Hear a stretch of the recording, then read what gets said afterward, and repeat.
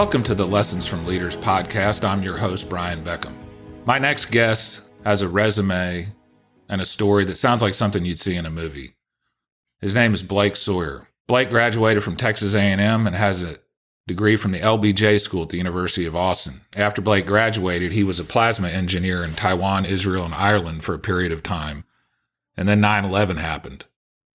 And Blake joined the Marine Corps, where he became an infantry and reconnaissance officer and served 2 tours of duty in Fallujah, one of the most dangerous places in Iraq at the time. During his second tour, Blake was a special advisor to the Fallujah police force in Anbar, Iraq. After his time in the Marine Corps, Blake joined the Texas Department of Public Safety and also worked as a tactical action officer on counter-narco-terrorism operations as part of the Joint Interagency Task Force South. One of the things that Blake did when he was working for the DPS was to use drone technology to monitor our borders and also to interdict drug shipments. After 5 years with the DPS, Blake went into private business, went to Silicon Valley, found some drone technology, and now owns a drone business that is exceedingly successful. Blake is a true American hero, a true patriot, and a true friend of mine. In this podcast, Blake tells you about his story. He tells you about his mindset right now during this pandemic and what he and his company are doing to make sure that when the pandemic is finally over with, his company emerges stronger than before. And now I give you Blake Sawyer. Hey, everybody, I got Blake Sawyer. Blake is a longtime friend of mine. I've known Blake for over 25 years. Like I talked about in the introduction, Blake is one of the most impressive people I know. He's a former combat Marine officer, former law enforcement officer, worked at a huge company and has some specialties that he'll talk about. And he's also an entrepreneur and has started a multi-million-dollar business after his Marine Corps career and his law enforcement career. So Blake, how you doing, man? Thanks for coming on. Great. How are you? I'm doing good. Hey, you are a super busy guy. You got a lot of things going on. In addition to your business, you've also got 4 kids now? 5 kids? 4. Yeah. 4 kids. So you got that going on. 8, 9, 10, and 11. 8, 9, 10, 11. Wow. Yeah, nice. Well, you got me beat by 1. So yeah. I used to say, like, with 1 kid, you can play man defense. With 2 kids, you got to play zone defense, and with 3 kids, you got to play. There's like really no defense at all. Yeah. That's why we play tennis. It's a lot easier to deconflict. Yeah.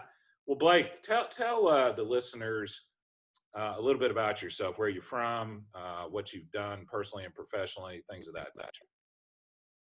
Yeah, I mean, I'm from Dallas, Texas, and grew up in Dallas, and went to A&M after high school, and I met you and a lot of great people at A&M. And then after A&M, I got a job in Taiwan, of all places, working in semiconductor equipment manufacturing as a plasma engineer. So we just used plasma gases to etch circuits and wafers, and that was a lot of fun until the bubble burst in Silicon Valley, and September 11th happened, and that led to really what I always wanted to do in my life, but I never really had the courage or the catalyst to do it before, and that's what led me to the Marine Corps. And I ended up in the Marine Corps because they're the only ones that would take me that fast. As an older officer going in, it's always a little bit of a challenge on where to go, but the Marines said we can get you in 3 months, and I said I'm in. And you were there were quite a few of our buddies in the Corps Cadets and also at other colleges and military academies and people that weren't even in college that after 9/11 happened decided that they were going to go fight for their country. So in other words, you were in the Corps, you and I were in Corps Cadets together, and we both could have got a military contract, and we didn't. And you actually worked in the private sector for a little while and then joined the Marine Corps after that, which is pretty unusual, right? So what was it that, you said it's something you kind of always wanted to do, but didn't really have the courage or the proper incentive, or whatever you want to call it? What was it, 9/11 that really drove you to it? What really drove me is my grandfather on my dad's side was a electrical engineer out of LSU, and right when he graduated, he enlisted in the Navy. This is World War II era, and he ended up in China as part of Naval Group China, and that was a precursor to OSS activities in Asia, where they were essentially looking for mines in the harbors and the ports, and and he was setting up communications equipment in China. And I thought that was really cool, and it was fascinating to me. And that is where my affinity for military history was born, and in a little bit, unorthodox, non-traditional, non-conventional military history. And so I think for me, I've always had this, and maybe this is true with many of us that were in the Corps Cadets, I just had this really strong idealism on service to my country, and it was a push and pull for me always on doing that, serving my country in the military, or going out and trying to be successful in business, and it was just that mental anguish. And September 11th, the bubble bursting in Silicon Valley gave me an opportunity to revisit what I wanted to do. I didn't know what I wanted to do with my life, and that's what happened for me. And so I had this extraordinarily unique opportunity to deal with that conflict in my head by joining the military. And at the time, it was a simple decision. I mean, when you and I were at A&M, there was no global war going on. It was relatively calm. It was all about high tech and boom of Silicon Valley and the internet. So other things that were competing. But after September 11th, for me, it brought me back to that affinity for history, and I wanted to be part of that type of thing. And some of it was, I realized I was pretty naive, but in a good way. Yeah. Well, and you're being a little modest about things when you talk about choosing the Marine Corps. I mean, you chose the branch, I think it's safe to say, that virtually guaranteed that you would be in a combat zone. I think that's fair to say. And so let me ask you this, Blake. Did you have to go through officer candidate school? And then when you went through tell people what OCS or. So I joined through the officer selection office in Phoenix, Arizona, of all places. I researched the offices that had a deficiency in officer recruitment, and Phoenix popped up as the number one. So I moved to Phoenix and joined there. Yeah. And I got in in the Marine Corps, you can choose aviation or ground. Yeah. Those are the only options. You don't get to choose what your job is. You earn that at TBS or whatever. So he had one aviation slot open. I didn't want to be a pilot. I didn't want to be an aviator, but I wanted to get in, and that was my ticket in. So I got in, went to Quantico, Virginia. You have to go to OCS, which is an officer boot camp. It's about a 10-week, at the time it was 10 weeks. And the first day there, they lined all of the new candidates up on the parade deck, and they said, if you have an aviation contract, step forward. So a lot of people stepped forward. If you have a ground contract, take a step backwards. Yeah. Everybody step backwards. If you want to switch, go to that side of the parade deck. And so me and one other Marine went to the other side of the parade deck, and he happened to want to be aviator. I wanted to be in the infantry, and we switched. So for me, it was a stroke of good luck. Yeah. And probably for him too. Yeah. So you do 10 weeks of boot camp, 6 months of training at the basic school, which is all Marines are trained as a basic rifleman. And depending on your standing in your class, you get selected for your specialty, which is one of 32 or 33 different jobs. And on mine, you list your lineal, what you want to do. And I think I put infantry on every slot. Wow. I was in trouble, but I was naive. I really wanted to go to war. I wanted to be in combat because I didn't know what the hell it was. Yeah. I thought I did. And so it was naive, but I you get what you ask for sometimes. And that's how I ended up there. And tell so you and I share a pretty deep family history of military involvement, but for the people that maybe aren't as familiar, what happened, like when you graduate from officer candidate school in the basic school and become an infantry officer, Right. you're basically assigned to lead a group of people, right? That's So, right. so tell us, you get out of all of the training you have to go through. How quickly is it when you get your own unit and you're in charge of people? And how quickly is it before you get shipped off to war? Yeah. So in my case, after the OCS 10 weeks, basic school 6 months, that's the same for all new Marine Corps officers. I got selected for infantry officer course after that, which is another 3 months of training. And at the end of that, you get assigned a unit.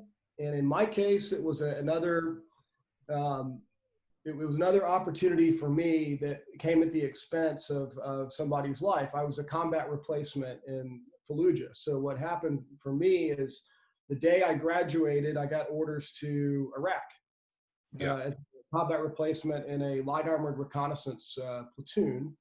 And what does combat replacement mean? The combat replacement means the rifle platoon commander that preceded me was killed in Fallujah. Okay. And so I had to be there to replace him as the new unit commander. And is it true, I want to keep hearing more about this, but was it true when you were there that some of the enemy would target the officers? Like they're specifically trying to take you guys out, right? Yeah, I think it was I fought in an urban environment. So we were inside the city. And because of that, the translator that was assigned, every platoon has a translator. I mean, if you're lucky, you get a translator. And so the translator, the officer, and the radio guy always stand together and deal with the local populace. So you are exposed, more than others for some sniper activity, improvised attacks with bombs and things like that. But I never felt endangered that way because my team protected me. I had Overwatch, I had Marine, I had the most competent people on earth in my platoon. Yeah. I was really fortunate, and it helped me being a little older going in because I wasn't a 22-year-old kid right out of college. Sure. Yeah. My platoon sergeant and I were the same age, and that helped. And I had a little bit of background outside of college, which helped me in that situation. But yeah, everybody at the time was getting targeted. If you were a Marine wearing that type of uniform, and it's reciprocal. A lot of people in Iraq and Fallujah were getting targeted, and some of them, had the misfortune of being at the wrong place at the wrong time, just like we did. Yeah. So what was going? So literally the day after you graduate, or the day you graduate, you get orders, and you're told you're going to replace an officer who was killed. What's going through your mind? Are you excited? Are you nervous? Are you scared? I think that was, it was a mix. I was adrenalized. I wanted to go. That was the whole point of the last year, was I wanted to go somewhere. I didn't care if it was Afghanistan or I wanted to go. And I had that, that I think all guys, really all humans have this desire to test your own mettle. Yeah. What are you really capable of? Are you really capable of practicing the trade that you've learned?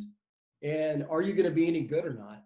And so I was ready to go, but I arrived into a situation that was really fluid, and I didn't have the workup opportunity that usually precedes a deployment like that. And so I had to learn fast, and I was learning as much as I could from the 18, 19-year-old kids that had been in country for a month already. And in that, in combat, your lessons are compressed. So a month in combat is probably worth a year training anywhere else. And is it fair to say that Fallujah at the time that you were deployed was, if not the hottest spot, one of the hot spots in Iraq? It was at the time. I mean, the entire western province in Iraq, Al Anbar province. And so that's everything basically west of Baghdad to the Syrian border. Yeah. That was the Marine Corps AO, 1st Marine Division's area of operations. And in Fallujah, the first time I was in Fallujah, we had about 9 battalions of Marines there. And it was the hot spot. Remember that we went back and forth on taking Fallujah, giving it back, taking Fallujah, the politics. It was all centered there. The media, the attention on, there was a large focus on Fallujah. The Marine Corps had a lot of pressure. My father-in-law was the chief of staff in Iraq at the time. He was a Marine general working for an Army general who was the head of the Iraq at the time. Yeah. So it was interesting to see. I was in the middle of it, but strangely, I'm in the middle of the world's focus. But the only thing I'm thinking about are the 3 blocks I'm responsible for. Yeah. There's no outside media. There's no Facebook. There's no media at all. It's all about, my 3 block area that my platoon was responsible for. Nothing like getting shot at to concentrate your focus and your mind. Yeah. So what's it like? I mean, when you get to Fallujah, when you get to one of the hottest combat zones in the world at the time, I mean, what's it like? Tell us what it's like when you get there. I have to tell you, it's a combination of fear and just pure adrenaline. It's like going into a state championship basketball game. You're ready for it, you train, but you have to perform. Yeah. The difference is, instead of losing on the scoreboard, you lose with people getting hurt. Yeah. And so the stakes are higher. Yeah.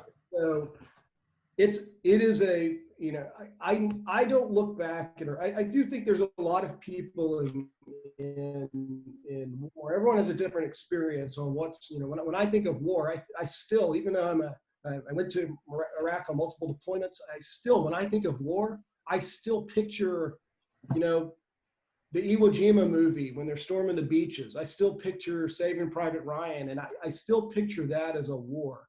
What I was in, it was a counterinsurgency. It was gang fights. It was a different kind of war. So I think I share the same, I guess, the same assessment of what war is to what most Americans, whether they served or not, have. Well, Iraq is very unique for me. It was definitely war, but in the context of the human context was real. It was extraordinary bravery from people that maybe they weren't going to get shot with a howitzer, but they step on a string that blows their leg off with a grenade. It was a very interesting, strange place that I frankly, I miss it. I've never had that in my life. I'll never have that level of responsibility or authority again. I was a little king of a fiefdom. Yeah, there's a great book on by a great book called It's called Tribe or Tribes. I'm not sure if you've read it, by Sebastian Younger, who also wrote some other adventure books. But anyway, he was a war correspondent. He was in Iraq, and my dad's a combat veteran, flew 200 combat missions over Vietnam, has a distinguished flying cross, et cetera, et cetera. And what Younger talks about in this book, he talks about how a lot of veterans and war correspondents are depressed when they come back. They'd rather be back in theater for the exact reasons you're talking about, the adrenaline, the importance of the mission, things of that nature. And you were actually deployed more than once, right? Yeah, that feeling is real, and a lot of people choose to go back. I had an opportunity to volunteer to go back, and I did. Yeah. And, now after the second deployment, I don't ever want to go back. What happened in this? What happened in the second deployment? It was a different mission. You think of 2004, 2005 in Anbar province in Iraq. You have Phantom Fury in Fallujah. You have River Blitz and Haditha. You have true American combined arms, joint interagency, international applied combat power. So if you were shot from a building, you could call an airstrike on that building. Yeah. As the war evolved in Iraq, we went from 9 battalions in Fallujah to 1. Yeah. You think of a battalion as roughly 1,000 Marines. So the first time I was in Fallujah, there's 10,000 Marines there. Yeah. The second time there was 700 Marines. Yeah. So it was harder. We did more census patrolling, a lot more work during daylight hours where Marines lose the advantage. Americans are, if I come to Houston, Texas, and I try to fight a war in your neighborhood, your kids probably are going to get the beat on me because they know what gates they can climb over. They know what houses they can go in and out. They know things that I just can't obtain from my own intelligence collection sources. Yeah. So the second deployment, we lost more in that area than we did the first one, even though the fighting was more intense the first time. Interesting. Yeah, it sounds like just kind of a different kind of fighting. Different kind of fighting. It's you have one platoon instead of 3 blocks. I had 18 blocks. Yeah. And it's hard to do that way. And let me ask you this, Blake, because I think a lot, particularly Westerners and particularly Americans, don't realize the level of sectarian conflict in Iraq. In other words, they don't realize that Iraq is not really a natural country in terms of the people that live there. You have the Sunnis, you have the Shias, you have the Kurds, you have all these tribes, and then you can get real granular on it.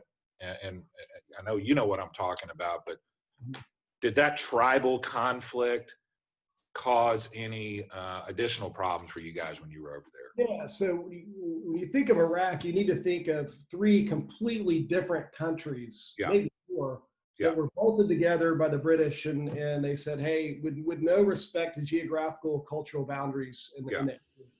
So the first time over there was a little different. Of course, I was younger too. I had a different job. The second time over there, I was an advisor to the Fallujah police. So I lived and worked with the Iraqis in the Fallujah police department. I did the patrols, and they were getting assassinated left and right. So I went from the same people that I was fighting before. We probably killed each other's people. Yeah. Less than a year before. Yeah. Now I'm their advisor, and they're getting killed by the government that we inserted in Iraq switched from a really a Gulf Arab state influenced leadership under Saddam to a Persian influenced leadership from Iran. Yeah. Sectarian hit squads on the Shia side rose in power. Yeah. And they wanted their pound of flesh out of the West. Yeah. And the Sunnis that we were working with, when you think of the tribal stuff, it's not.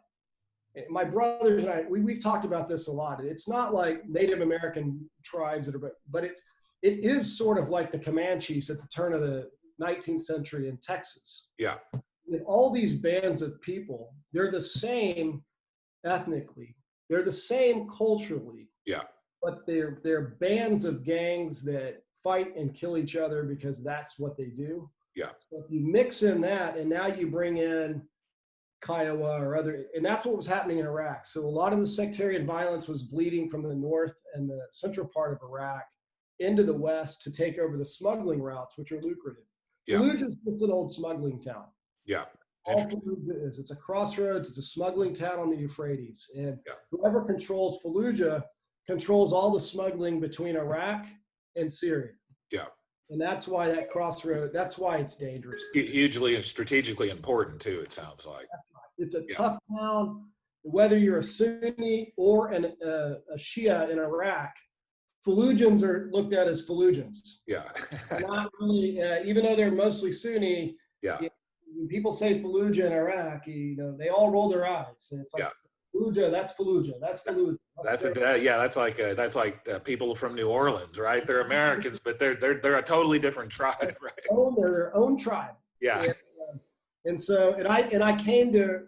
I went from hating them to actually respecting that I respected the grit they had and the way that they lived was just, you just realize that we're pretty blessed in our country. Yeah. We worry about things, rightfully so, but we really don't have much to worry about in the context, in comparison. Yeah.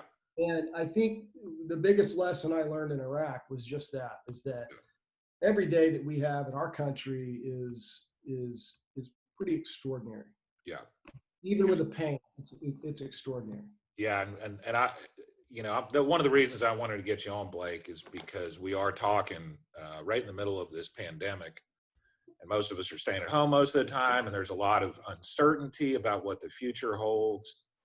And having experienced what you've experienced gives you, I think, a pretty good perspective on life in general, and on, kind of how we can cope mentally as a country, and frankly as a human species, with all this uncertainty and change and stuff. And so I really appreciate hearing about all this stuff, because I do think it kind of puts things in a little bit different context. So you did 2 deployments. How long were the deployments that you were doing?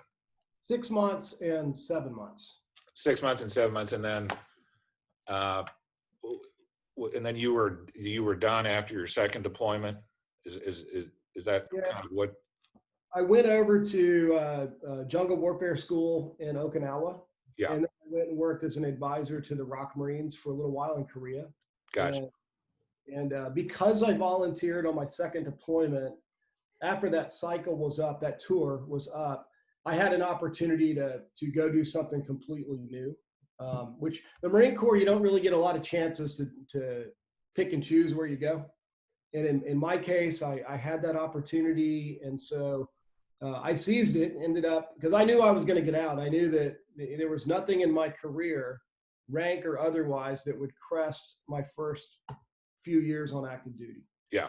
And you just can't ever get that back. Yeah. And I knew that I didn't want to spend the rest of my life going in and out of Iraq, but I was interested in bigger geopolitical things. And I was fascinated with the Western Hemisphere, South America, Central America, counter drugs, cocaine. Not that I wanted to go out and snort a bunch of cocaine. I was interested in how cocaine was used as a diplomatic tool between countries. Yeah. And so I had an opportunity to go down to Key West, Florida, to join Interagency Task Force South, which is commanded actually by a Coast Guard admiral. Are you still attached to the Marines at the time? I was still attached. When I made the transfer over there, I was still attached. And then I worked in another counter-drug program in Columbia with the State Department.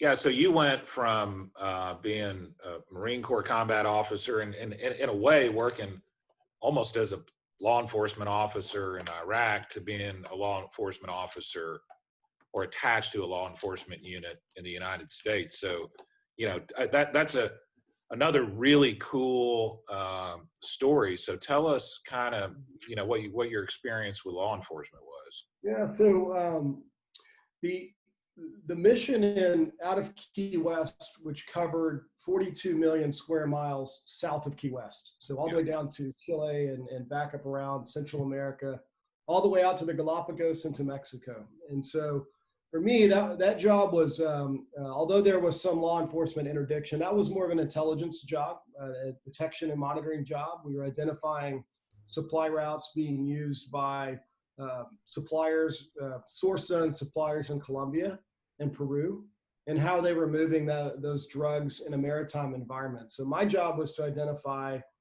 fishing boats that were used as supply. So if you're the drug world fascinates me because of the innovation. It's pretty amazing. It's how I ended up doing what I'm doing right now. But what happened is they were building at the time little submarines in the mangrove swamps in the western side of Colombia. So these are boats that float just underneath the surface of the water, and they would grab these poor fishermen that make $200 a month normally on their fishing boats. Yeah.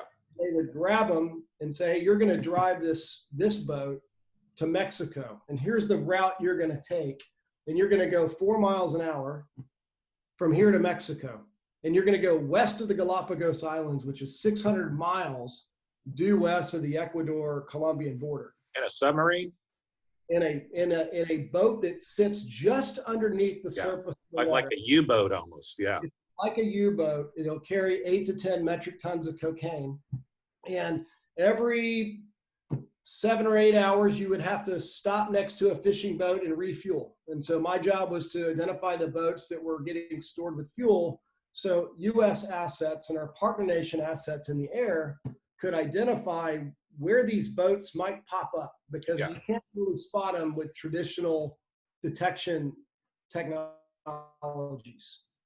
And so I spent some time doing that, and I was fascinated. And then I moved to the air side, where the Colombians and the U.S. State Department have a, let's see what's open source now, because the program doesn't exist anymore. But essentially, the Colombians, on Colombian authority and U.S. support, could identify and shoot down illegal air smuggling operations out of neighboring countries. Yeah.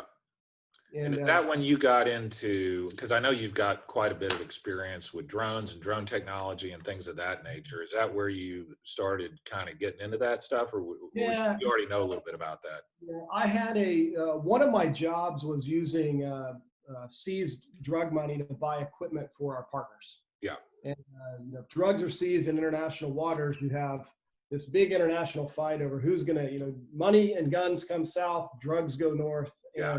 And so when you're seizing money, what do you do with that money? So the Department of Justice has a program that disseminates that into certain baskets, so to speak. So one of those baskets was in my agency.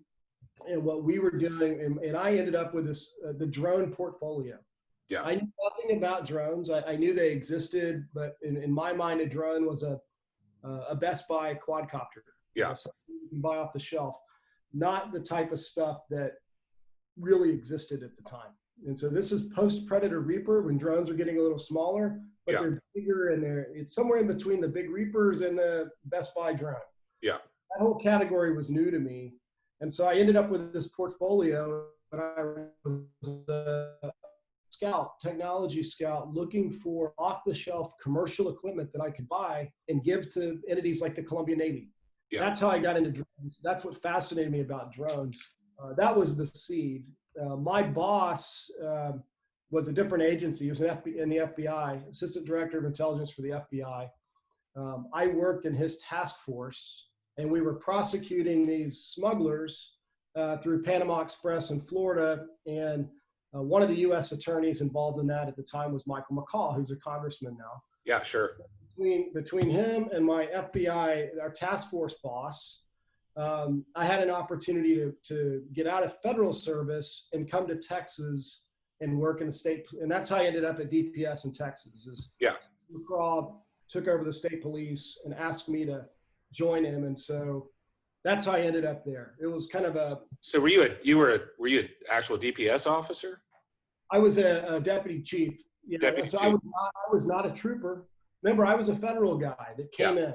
Yeah. So, and that's a good, it was a good business and life lesson too. And I think it's like anything, is if you're a basketball player and you've got a coach that actually played basketball, maybe decades before you, but knew exactly there's something about the credibility factor that matters. Yeah, and for it sure. really matters in law enforcement and other entities. So I did not want to command troopers. I ended up having a lot of troopers that worked for me, but I was never really comfortable at DPS in the pure law enforcement role. So I ended up convincing the state leadership to allow me to build the Ranger Reconnaissance LPOPs on the border. So nice. Surveillance teams that identify smuggling operations on the border, because that's what I know. That's what I do at the time. Yeah. And so I turned into a policy guy. Yeah. For the state on the border. Nice. And so you go at this point, are you out of the Marine Corps? I'm out of the Marine Corps. Were you captain when you retired? Captain, yeah. Captain, yeah. And so then you're working. How long were you with DPS? 5 years. So. And were you doing mainly the border stuff that you were talking about earlier? Yeah, so I was the deputy chief for the Capital Region. So I was responsible for operations at the state capitol. So the 30 blocks or so around the state capitol. And I had the border ops until we moved that to the Texas Rangers. Gotcha. Now the Texas Rangers do all the border ops. Yeah. And that job was less operational and more political. Okay. And I got to, that's where I learned to brief the legislature and deal with lobbyists and deal with Yeah. all the competing interests from the federal government and money and I don't know if it turned me on to politics or turned me off on politics, but it was fascinating to see how easily influenced certain personalities were. Yeah. And how a polished brief that makes no sense at all might very well become your new policy if it's brief. And so how you communicate your messaging is really important. I learned that from my job at the state. Now, the reason I was there 5 years is that if you come from federal government, so federal law, I went to Federal Law Enforcement Training Academy in Glencoe, Georgia, before DPS. And instead of moving into federal law enforcement and stayed on that path, I was at that 10-year kind of federal mark where you stay in or get out. Yeah. Yeah. And, I'm getting out. I go to the state, and you can buy all your federal time back up to 5 years. And if you work 5 years, you get your 10 years invested. So I worked exactly 60 months and 0 days. Nice. Yeah. My dad did the same thing. My dad was a retired lieutenant colonel. He retired after 20 years of service. Then he became a teacher, but it was kind of the same deal. He could retire a couple of years early based on his certain formula was military service, and he certainly did that. So Blake, that's the perfect segue. So we've learned about your operational experience as a Marine Corps officer, and now you've got some more experience with the politics and the bureaucracy, and that seems like the perfect segue into your entrepreneurial career, which has been phenomenally successful, frankly. So tell our listeners a little bit about, after the DPS, you started a business and became an entrepreneur. How did that go? So if you could remember a few minutes ago, we talked about the portfolio I had in my State Department job, where I was using drug money to buy assets for our partners. Yeah. In the course of that, which preceded DPS by 5 years, I could never I went up to Silicon Valley, and I met with this professor, the associate dean of aerospace engineering at Stanford. And in this small warehouse outside of Stanford, he had incubated this really unique drone. And it was a ducted fan, think of a helicopter without rotary blades. And I remember looking at that thinking, man, this would solve a lot of mission gap problems that I had as a Marine. It would solve a lot of problems I have at sea down in South America. Yeah. And it would have solved a lot of problems on the border with Texas. Instead of building a border wall, we could build a virtual network of these systems that could launch and recover on using AI. And I was just fascinated with that. Yeah. And that's one of the things I've noticed, like reading, I read about a lot of entrepreneurs, is a lot of times starting a business or being an entrepreneur is just about identifying gaps in the market that need to be filled. And so you because you had worked in this market, you knew where the gaps were, essentially. Yeah. Well, I knew, and this is true across any industry. And in your profession, there are a lot of law firms that can represent a client on a personal injury case or a Jones Act case or whatever. But there aren't very many law firms that recognize that your job isn't, and I'm applying this to my drone thing here in a context that may be a little easier for people to kind of grasp, is that you identify what the problem is. It might be really nichey, but the client feedback means a lot more than what you think they need. It's what they actually need versus what your perception of the need is. Yeah. And so I knew that this drone, because I was that end user at one time. You were the client. Yeah, you were the client. I was the client. And so I knew that if I ever had an opportunity to get out of government service, which was never my intention to be a career guy, I was going to go back out to Stanford, and I was going to sit down with this guy and try to get him to sell me this IP, this design, this aircraft, this small team of 2 people that he had. And I went out there, and it's the seat of Silicon Valley, and I convinced the guy to sell me this platform. the software, everything that comes with it. But he had a very lofty Silicon Valley valuation, right? Yeah. Yeah, there's a guy with no sales. He's building this in a garage. Yeah.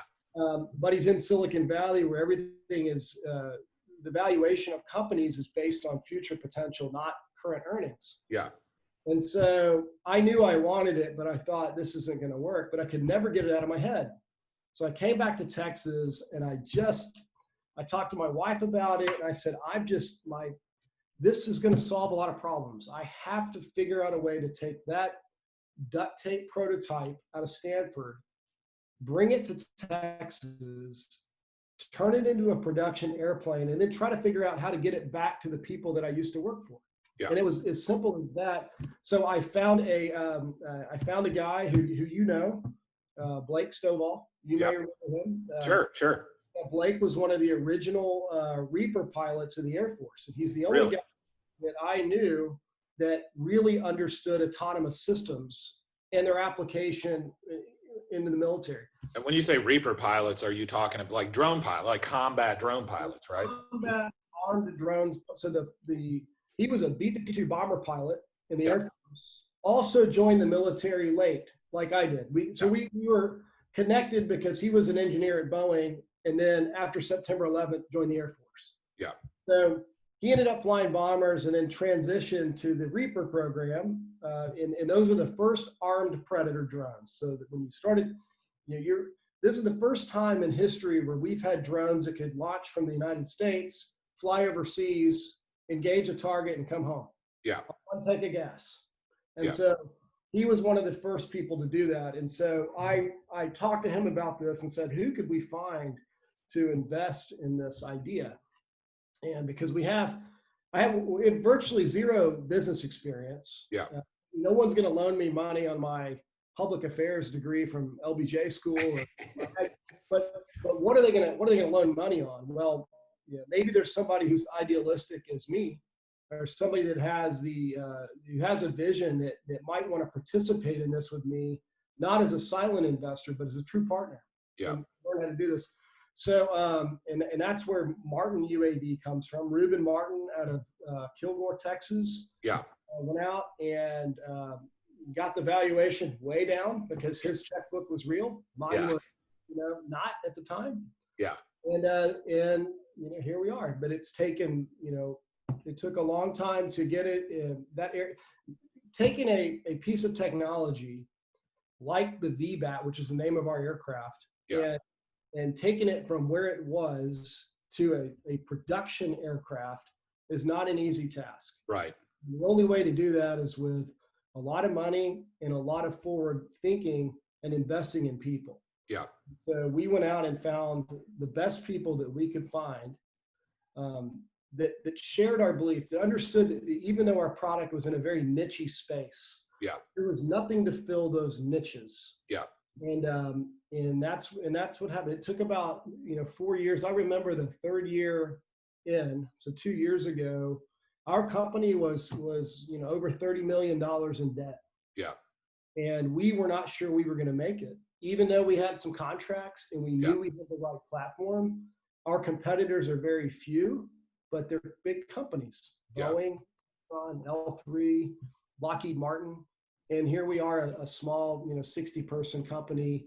But we knew if we were persistent and we focused on the client's problem and not the grander lobby around the industrial defense behemoth in Washington, that eventually our product would solve enough problems where we would get the momentum.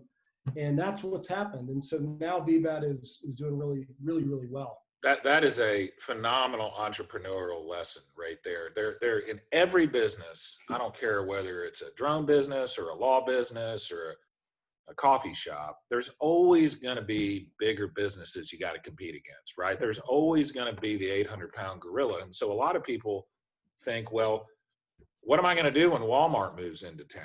Am I just going to go out of business? And yeah, some people will go out of business, but if you can do what you're talking about, which is fulfill a need that customers actually have, like in some ways, a smaller business has some advantages over a bigger business because you can be more agile, you can be more nimble, you can be more in front of your customers. And so Like in my business, we've intentionally tried to stay pretty small, specifically because we want all the clients to be able to know their lawyers. Whereas at these big firms, you may never meet your lawyer the entire case. But anyway, that's a phenomenal entrepreneurial lesson. So what's the status of the business? What's the status of the drone technology right now? I know there's probably some of this stuff you probably can't talk about for various reasons. So, I mean, our drone at its heart is a scout drone. So Yeah. we are a intelligence, surveillance, reconnaissance drone, and we focus. Our biggest strength is on the ocean. We're really good on the back of ships, including non-standard vessels, which are vessels that the United States uses for military operations, but they don't really look like a military. They don't look like them. Yeah. And the reason we focus there is it's right back to what you just said about your law firm, is that we focused in areas. I mean, for a small business, a $5 or $6 million business case, which might be 2 of our systems and a crew, Yeah. does significant things to your P&L, right? For sure. Yeah. A company like Lockheed Martin is not interested in a $5 or $6 million business case. Yeah. But we're operating now in 28 countries. Nice. And so all of them started with little seed cases that were 1 or 2 systems where we could devote our time. And we frankly could not have dealt with a Marine Corps production contract or an Army production contract 2 years ago because we weren't big enough. And Yeah. we went from being able to build about 1 of these systems every 3 months to now we build 1 every week. Wow. Nice. And we'll triple that production by August. Nice. And it's by focusing on, I use this as you take a piece of land and you clear it and you plant your crop on it. Well, you have to start with the right soil, the right seed. You got to nurse those seeds. Yeah. And it takes you a while until you can grow that big enough to justify doing that with automated machinery. And so you got to do it by hand. And every business should start that way. You should look for a piece of land or whatever it is in symbolic nature and plant your seed and take care of that 1 seed until it grows into something. And then you prove to yourself that you can do it. And then you can grow 3 the next year. And it doesn't. Law firms are the same way. You pick 1 case that you know you're going to do well. Yeah. And you do the best you can on that case. And what does that do? It leads to the next case and the next case. And you can't start as a Lockheed Martin. But if you look at, in our case, Northrop Grumman, Lockheed Martin, they all started with 1 individual that had a division, had 1 seed to plant. Yeah. That's all we did is follow the lead from 100 years ago. That is absolutely fantastic advice. And it kind of reminds me of something that my wife and I were talking about last night. And we were talking about it in the context of the pandemic and some of the things that are going on right now. And I'm convinced that the most powerful thing in the world, it's been the most powerful thing all of human history, and it will always be the most powerful thing, is the power of ideas.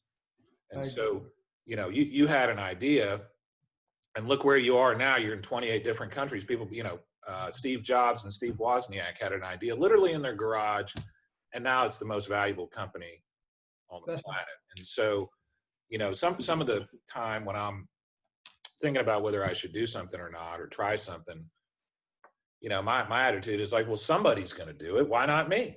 Right? Somebody's going to do it for sure. So, well, that's great, Blake. So what's kind of the outlook? What's your business outlook? What's kind of your plan for the next few years or so? Well, I think that once you get into a business like this and you realize that you're able to see other problems that exist out there. And in the course of our UAV business, we started looking into artificial intelligence and the ability to use computer vision to land UAVs autonomously. And so on the tech side, I'm fascinated with that. So we're making some investments in those areas. Nice. Some of that's using U.S. government investment money. Yeah. And some of it is our own. To date, we've only used our own money in development. We've never used a penny of the U.S. government's money. So we're completely a commercial product, which means we're not limited to the U.S. DoD. You can sell anywhere in the world. Yeah. I noticed in the logistics chain that it was really all these ports, a lot of these ships were having trouble getting gas, getting petrol, getting diesel, getting JP8, JP5, jet fuel. And I thought, man, why is it so hard for a ship to pull into a port in Corpus Christi and not get fuel? Yeah. Well, because nobody focused really on this big portfolio except the big companies like Chevron, Exxon, and whatever. And so now we've realized that all these big companies have a set aside requirement for service disabled companies or small businesses to help them bridge that gap between the defense industry requirements for fuel and gas, which is 150 billion, I think, a year. Yeah. And but again, it's about the customer. They're focused on pipelines and storage and tankers, but no one's focused on the Coast Guard captain that needs to fill up his little speedboat. And so it's credit card. And so anyway, we started Vet Jet Fuels. We hired we have one employee there, and it's kind of another entrepreneurial spinoff. I'm still a defense contractor. That's my primary life. Yeah. Vet Jet Fuels was started about 6 months ago. And we have 2 contracts. And so selling jet fuel to U.S. military entities all over the world. And again, this is what we were talking about just a few minutes ago. This is absolutely, the quintessential entrepreneurial skill, and that is being open-minded enough to see where there's gaps or there's problems or there's a need in the market and going in and filling it. I mean, that's all. That's kind of the definition of entrepreneurship. And now that you've started another business, I think it's fair to say you're not only an entrepreneur, you're a serial entrepreneur. So, well, maybe. I mean, I think you at this point in my career. I mean, I'm 44 years old. I have an opportunity now to do things that I'm passionate about. Yeah. And what are those things? I love technology. I love the world. I like different countries. I feel like the world is a lot smaller than people give it credit for. Yeah. And I want to be a part of all of that. So everything that I do now does have a tie into that. I mean, everything I do now is very international. Yeah. I mean, a full half of my drone business is international. Yeah. And I love that. And that's why this COVID-19 is tough, because I spend most of my professional life engaging with these different customers around the world. Yeah. And every time you do that, you learn of other potential opportunities that you can do. And so the biggest challenge, I think people like you and me and others that we have is you can't do everything you want to do at once. Yeah. And have a good family life and a good work balance life. And so my priority is to be a good dad, be a good husband first. Yeah. Do things that I'm proud to do in my professional life that have a direct, tangible impact with the people that use my products or use my services. Yeah. And if those 3 things don't align, then it's just not worth it. Yeah. Yeah. And that's great advice. And I was actually, and I'm cognizant of your time. And I, again, really, really appreciate all the time you're giving us, because I know you're in demand and your time is valuable. But the pandemic obviously is pretty much what everybody's thinking about right now. And as somebody who has had a lot of experience in a lot of very chaotic environments, a lot of experience with a lot of uncertainty, fear, things of that nature, what advice would you have for people listening about how to get through these very, very strange times and come out the other end in good shape? Like what are you doing? What's your advice to people? I have been fortunate that I've seen my own mortality. Yeah. And I've seen it closely a couple of times, and more than a couple of times. And so for me, I think the first thing people have to recognize is that every day matters. Yeah. Life on Earth is transient. None of us are going to live to be 100 years old. But respect the fact that it's transient for everybody. Yeah. And so I think take advantage of, do things now that you've just ignored or you've had the excuse that you haven't had time to do it. Yeah. In the past, you've had legitimate reasons you couldn't do it. Do those things. Yeah. I don't know what the answer is on the pandemic. I think that the world can, the world will you can set an example that's different than the political example. You can move outside of the political realm, and everyone has their preferences. Everyone has their tribal influences. We all do. For sure. But how do you move outside of that? Well, you focus on the stuff that's really important to you and to your family. And I mean, you've got kids, I've got kids. My focus is on them. I want them to have a good life, and I want them to look back 20, 30 years from now. And I read an article, I think it was in the Wall Street Journal opinion page, but it was, man, when you and I were kids, we had, I guess when we graduated high school, we had like the Somalia thing was going on. Yeah. We had David Koresh. Anyway, those are all like individual things. Our kids are going to grow up and say, man, the whole world was locked down. Isn't that amazing? Pandemic. Yeah. And that happened in the year 2020. And I was just a kid when that happened. Someday they're going to have that conversation. Yeah. And what are they going to look back and remember? And I don't know about you, but I remember my grandparents and when they died, and I looked at the Foot Locker, there were still food stamps and war bonds and ration. And I was like, you know what? Our kids are going to have some memory like that. Yep. And how do we help them understand that this too shall pass? Yeah. But man, what an interesting time that you got a timestamp as a kid in this global pandemic. For the first time in history, the whole world shut down. It's absolutely unprecedented, and it is nothing like this has ever happened in human history. And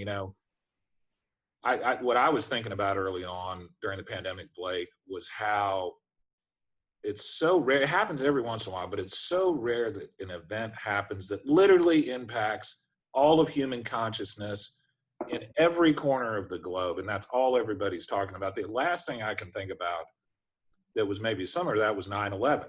Right. And I remember, like most people do, I remember exactly where I was, I remember exactly what I was doing on 9/11.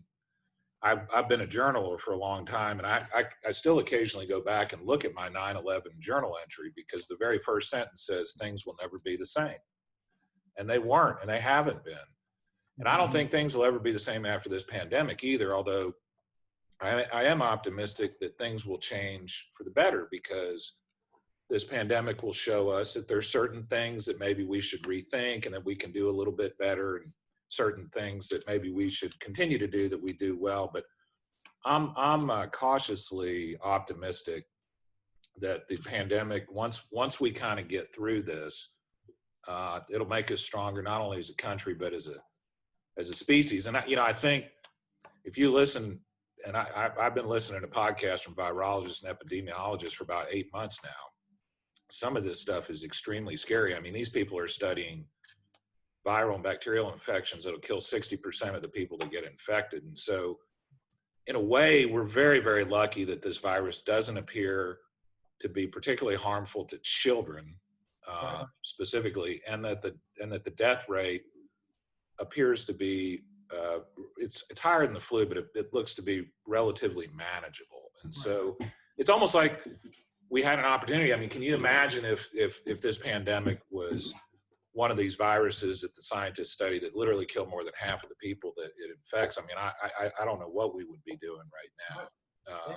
I think it is at some point soon.